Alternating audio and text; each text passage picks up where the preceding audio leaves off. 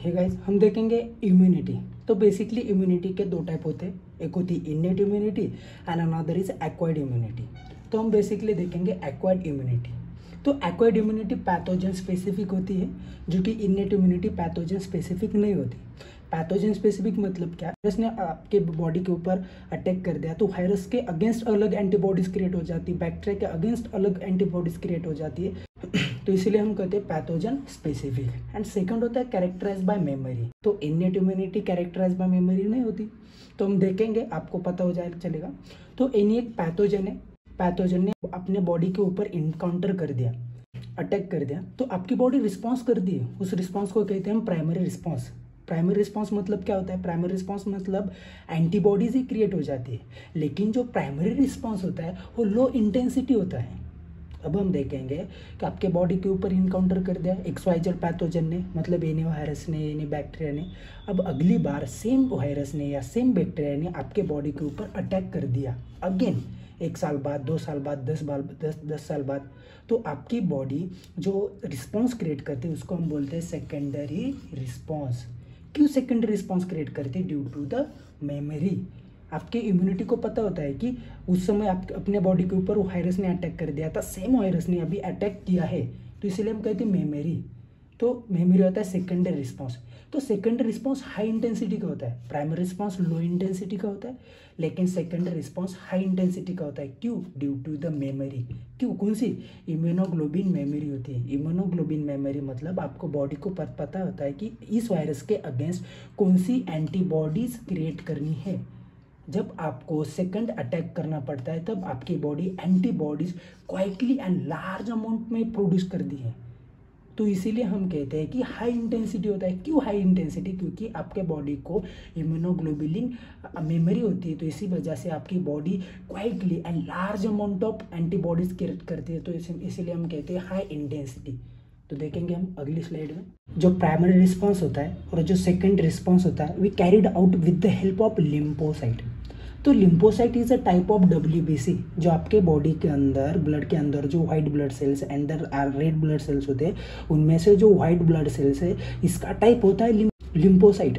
There are the 2 site of lymphocyte, that the B lymphocyte and the T lymphocyte. तो आपका जो bone होता है, बोन के सेंटर में एक बोन मैरो होता है। तो bone marrow is a part which is present at the centre of the bone, which is a soft and the spongy, which produce the WBC and WBC and the lymphocyte is a type of WBC।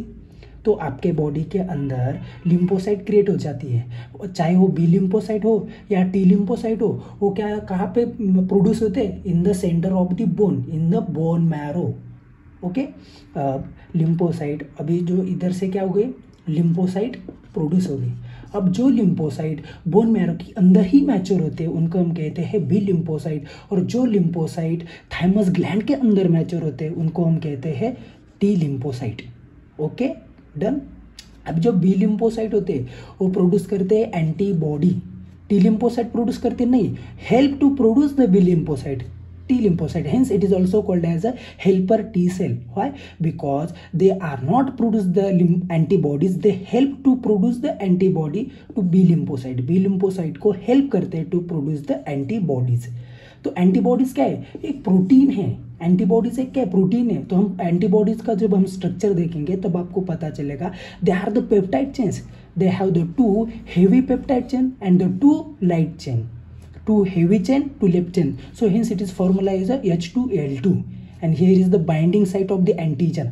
आपके body के अंदर pathogen ने attack किया, को pathogen के ऊपर एक antigen होता है, वो एंटीजन को बाइंडिंग साइट है। ये जो एंटीबॉडी है, एंटीबॉडी के ऊपर होती है antigen binding site.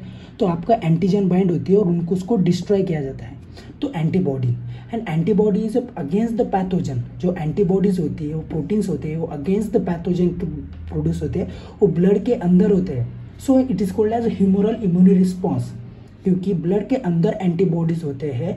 The immune response involve antibody in body fluid, hence it is called as humoral immune response और also called as antibody immune response, humoral immune response. तो अभी B लिम्फोसाइट का देखा हमने, तो हम देखेंगे T लिम्फोसाइट।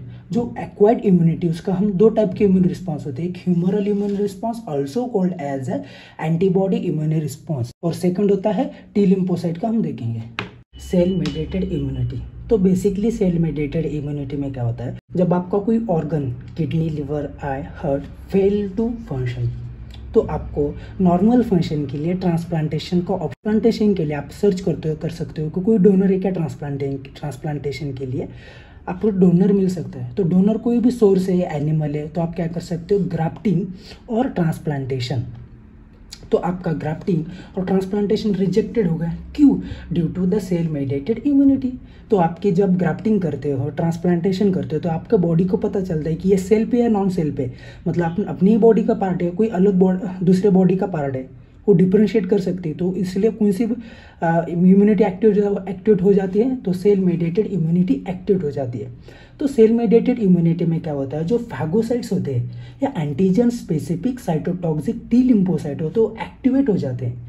तो एक्टिवेशन के बाद साइटोटॉक्सिन रिलीज हो जाता है, साइटोटॉक्सिन एंटीजन को किल करता है, किल हो जाती है, इसीलिए ग्राफ्टिंग और द ट्रांसप्लांटेशन रिजेक्टेड हो जाता है।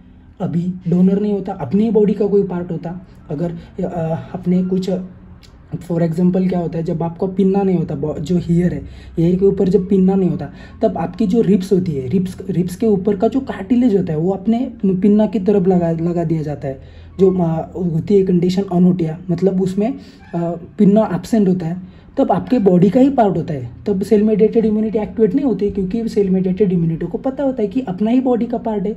जब अपने ही बॉडी का पार्ट होता तो सेल मेडिएटेड इम्यूनिटी एक्टिवेट नहीं होती, तो फैगोसाइटिक और ये एक्टिवेट नहीं होते, तो साइटोटॉक्सिन नहीं रिलीज होता, एंटीजन नहीं एक्टिवेट होती, सेल किल नहीं होती।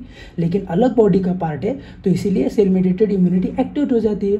तो ट्रांसप्लांटेशन और ग्राफ्टिंग के लिए क्या करना पड़ता है, तब आपको टिश्यू मैचिंग या ब्लड मैचिंग करना पड़ता है, फिर और आपको through out the life immunosuppressant लेना पड़ता है।